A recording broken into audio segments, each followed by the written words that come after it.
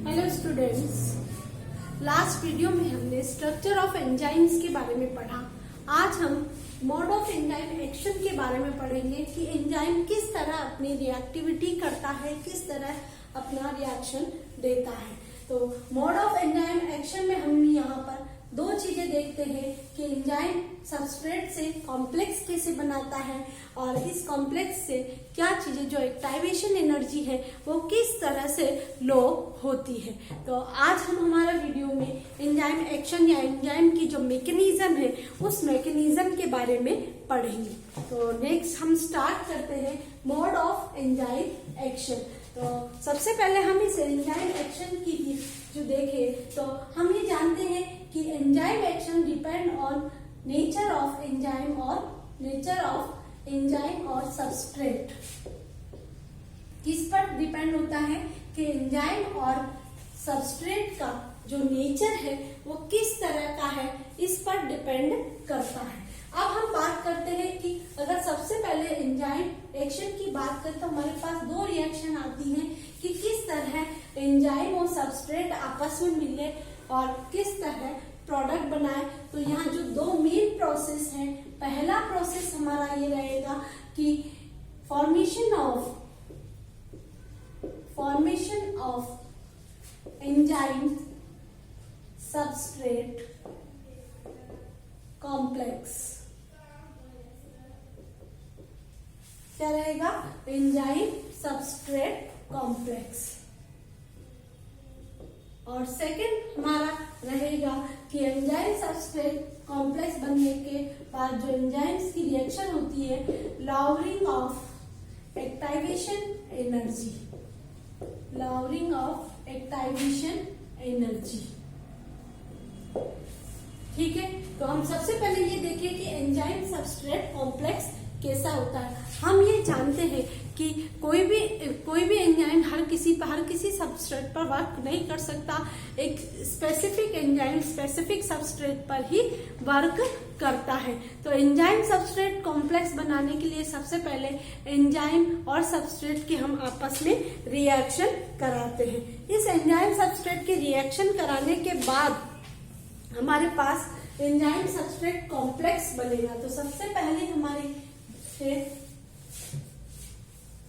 ठीक है, एंजाइम जब किसी सबस्ट्रेट से रिएक्ट होता है तो एंजाइम सबस्ट्रेट कॉम्प्लेक्स बनाता है। ये एंजाइम सबस्ट्रेट कॉम्प्लेक्स जो होता है ये अनस्टेबल होता है और थोड़ी ही देर में डिसोसिएट होकर सबस्ट्रेट की जगह क्या बन जाता है? प्रोडक्ट बन जाता है और एंजाइम एज इट इज बाहर निकल जाता है। जब ये एंजाइम प्रोडक्ट बना लेता है तो ये एंजाइम कहाँ यूज होता है? अनदर मॉलिक्यूल को, अनदर सबस्ट्रेट को ये वापस उसके साथ रिएक्ट हो जाता है। तो जो एंजाइम और सबस्ट्रेट कॉम्प्लेक्स बनता है, इस एंजाइम, ये एक एंजाइम है। अगर मैं यहाँ डायग्राम बनाती हूँ, देखो यहाँ पर हमने यहाँ पर एक डायग्राम बनाया। ये एंजाइम को इस तरह से मैंने यहाँ पर इस तरह से ये एंजाइम है और इस एंजाइम की जगह पर फिर हमको इस तरह का ये एक सबस्ट्रेट है, ये एंजाइम है और ये सबस्ट्रेट इस जगह पर आकर फिट हो जाता है। ये जगह जो है जिस पर ये आकर फिट होता है हम इसे एक्टिव साइट कहते हैं। क्या कहते हैं? ये स्पेसिफिक साइट्स होती है। एक एंजाइम पर एक से ज्यादा स्पेसिफिक साइट्स हो सकती है। इन साइट्स को हम एक्टिव साइट्स कहते हैं। जब सबस्ट्रेट मॉलिक्यूल यहाँ पर आकर जुड़ जाता है इस तरह से, ये सबस्ट्रेट मॉलिक्यूल, ये एंजाइम और ये इस तरह से आके जुड़ा ये सबस्ट्रेट मॉलिक्यूल, ये जब इससे आकर जुड़ जाता है तो ये जो कॉम्प्लेक्स बनता है इसको हम एंजाइम सबस्ट्रेट कॉम्प्लेक्स कहते हैं। और इसके अंदर कुछ ये ऐसे चेंजेस करता है, इसकी बॉन्डिंग में ऐसे परिवर्तन कर देता है, ऐसे चेंजेस कर देता है जिससे ये सबस्ट्रेट किसमें चेंज हो जाता है? प्रोडक्ट में चेंज हो जाता है। एंजाइम एज इट इज बाहर निकल जाता है। ये एंजाइम हमारा एज इट इज बाहर निकल गया ठीक है। ये एंजाइम एज इट इज बाहर निकल जाता है, प्रोडक्ट बन जाता है। इसमें कुछ ऐसी बॉन्डिंग होती है, उसकी बॉन्डिंग को ये चेंज कर देते हैं और चेंज करने के बाद ये किसमें चेंज हो जाता है, ये प्रोडक्ट में चेंज हो जाता है और एंजाइम एज इट इज बाहर निकल जाता है। तो ये है formation of enzyme substrate complex. जो एंजाइम सबस्ट्रेट कॉम्प्लेक्स बनने के लिए अलग अलग कॉन्सेप्ट दिए गए हैं। तो इन कॉन्सेप्ट में हमारे सिलेबस में 2 कॉन्सेप्ट दिए गए हैं। पहला कॉन्सेप्ट हमारा लॉक एंड की कॉन्सेप्ट है और दूसरा हमारे पास है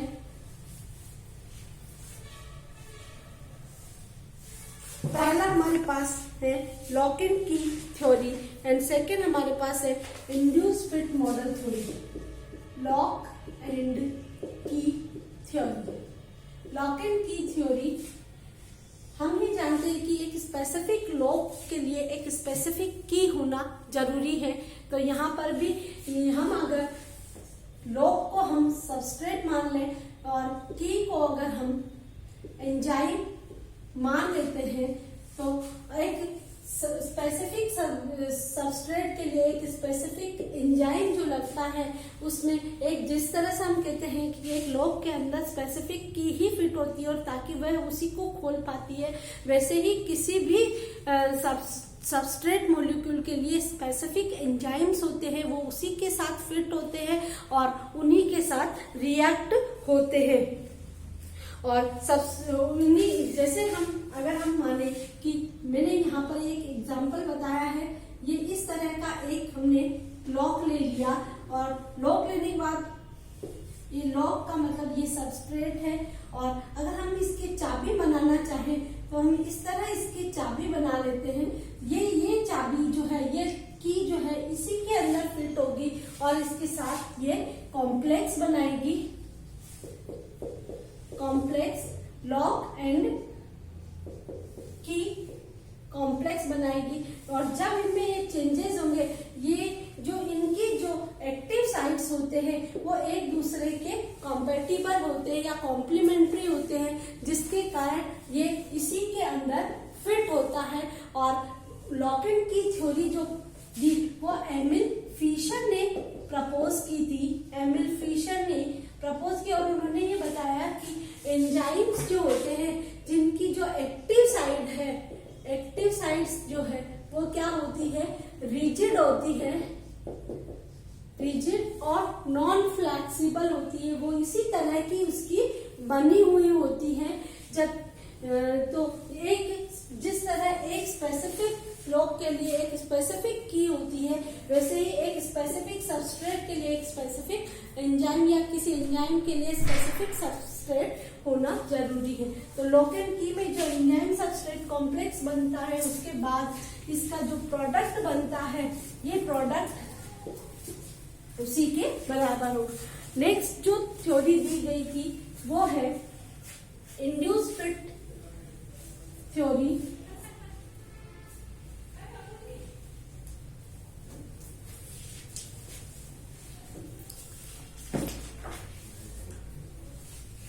सेकेंड थ्योरी हमारे पास है इंड्यूस्ड फिट मॉडल थ्योरी।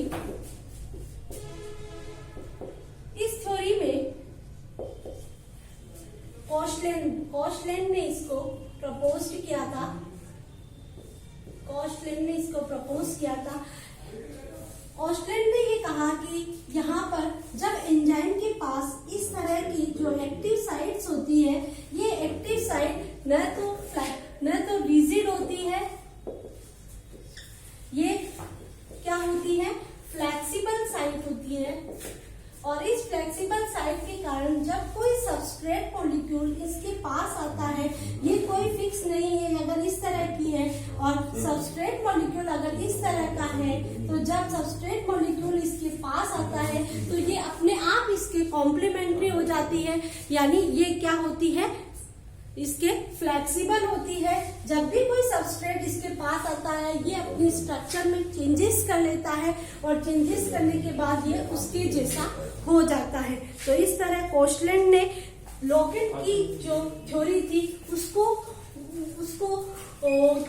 हटाकर उसने ये कहा कि जो इंड्यूस फिट थ्योरी है ये क्या करता है, इंड्यूस करता है। किसको करता है, इंड्यूस, ये इस एक्टिव साइट को इंड्यूस करता है और इसके अकॉर्डिंग अपना कॉम्प्लीमेंट्री बनाता है, उसको हम कहते हैं इंड्यूस फिट मॉडल थ्योरी।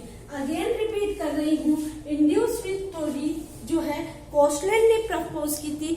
उसने कहा कि कोशलैंड ने यह कहा कि जो लॉकेट की थ्योरी के अंदर कि ये जो एक्टिव साइट्स होती है वो क्या होती है, एक्टिव साइट्स एक दूसरे कॉम्प्लीमेंट्री होती है और रिजिड होती है। लेकिन ये कहता है कि कॉम्प्लीमेंट्री नहीं होके ये क्या होती है, फ्लेक्सिबल होती है। फ्लेक्सिबल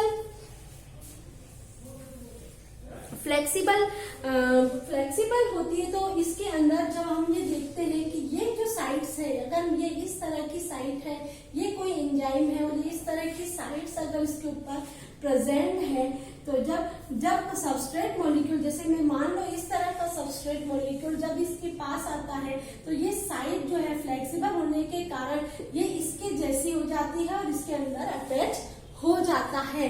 तो ये और फिर इसके बाद में ये इसके कॉम्प्लीमेंट्री हो जाता है। तो ये कहलाती है fit, induce fit theory.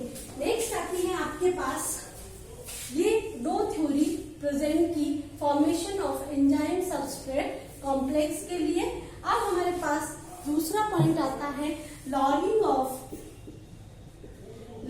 Of activation energy. एक्टाइवेशन energy क्या होती है, सबसे पहले हम ये देखें,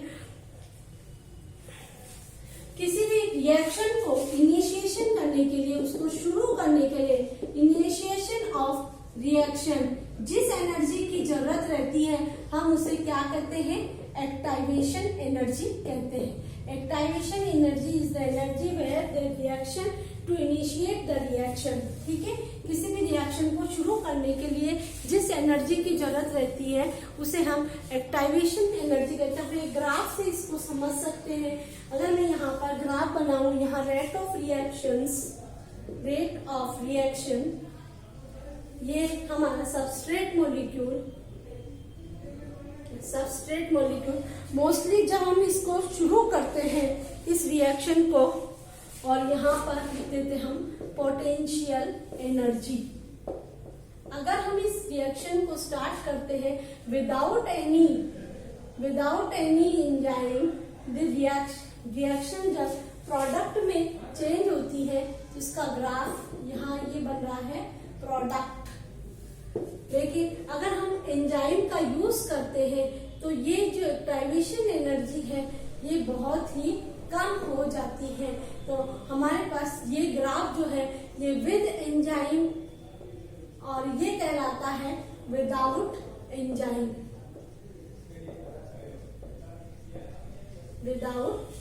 इस तरह से ये है हमारा सबस्ट्रेट मॉलिक्यूल। तो ये यहाँ पर हम एक इसके लिए दे सकते हैं कि जो एंजाइम कॉम्प्लेक्स बनता है, ये एंजाइम सबस्ट्रेट कॉम्प्लेक्स जो बनता है ये एक्टाइवेशन एनर्जी को क्या कर देता है, लो कर देता है, यानी प्रोडक्ट जल्दी बन जाता है। Presence of the enzyme the reactant turn into the product at low activation energy. बहुत कम एक्टाइवेशन एनर्जी पर जो रिएक्टेंट है वो प्रोडक्ट में चेंज हो जाता है, तो उसके लिए एक्टाइवेशन एनर्जी बहुत कम चाहिए। आज हम हमारे वीडियो में ये देखा कि किस तरह एंजाइम रिएक्शन होती है। ये एक बहुत ही अच्छा क्वेश्चन आता है एग्जामिनेशन में। आपको लॉकेट की थ्योरी और इंड्यूस फिट थ्योरी दोनों थ्योरी के बारे में आना चाहिए और इसके बाद कैसे एक्टाइवेशन एनर्जी कम होती है। तो ये हमारे लिए एक क्वेश्चन बन गया है कि what is the mechanism of an enzyme. तो आपको इसमें ये सारे पॉइंट्स आपको लिखने होते हैं। Thank you very much.